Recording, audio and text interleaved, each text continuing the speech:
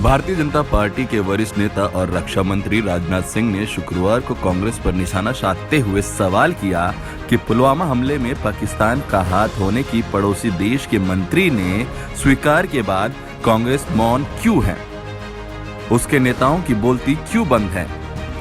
पीरपैंती के प्रगति मैदान में चुनावी रैली को संबोधित करते हुए राजनाथ सिंह ने कहा, पुलवामा हमले पर पाकिस्तान की नेशनल असेंबली में एक मंत्री ने बयान देकर वास्तविकता को उजागर कर दिया है।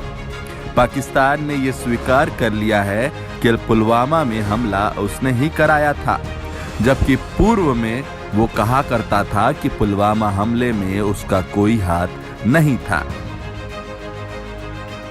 राजनाथ सिंह ने कहा कि पुलवामा में जब आतंकवादियों ने हमला किया था और हमारे जवान शहीद हुए थे, तब कांग्रेस के लोग हमारी नीयत पर सवाल उठा रहे थे।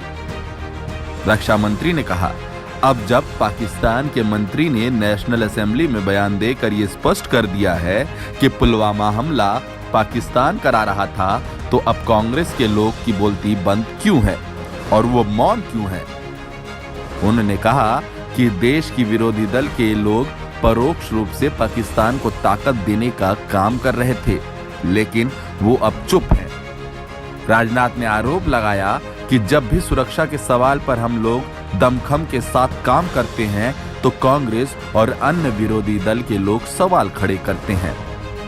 गौरतलब है कि पिछले साल फरवरी में जम्मू कश्मीर के पुलवामा में केंद्रीय रिजर्व पुलिस बल के काफिले पर आतंकी हमला हुआ था, जिसमें सीआरपीएफ के 40 जवान शहीद हो गए थे।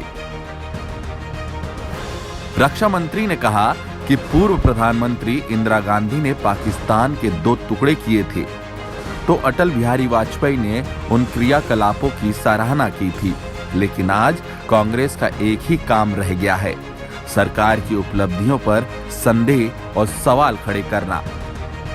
उन्होंने कहा कि सीमा सुरक्षा के नाम पर दलगत भावना से ऊपर उठकर काम करना चाहिए। रक्षा मंत्री ने पूर्वी लद्दाख में चीन के साथ गतिरोध के संबंध में कहा, अगर लोग सेना की उपलब्धियों के बारे में जानेंगे तो खुशी से उछल पड़ेंगे।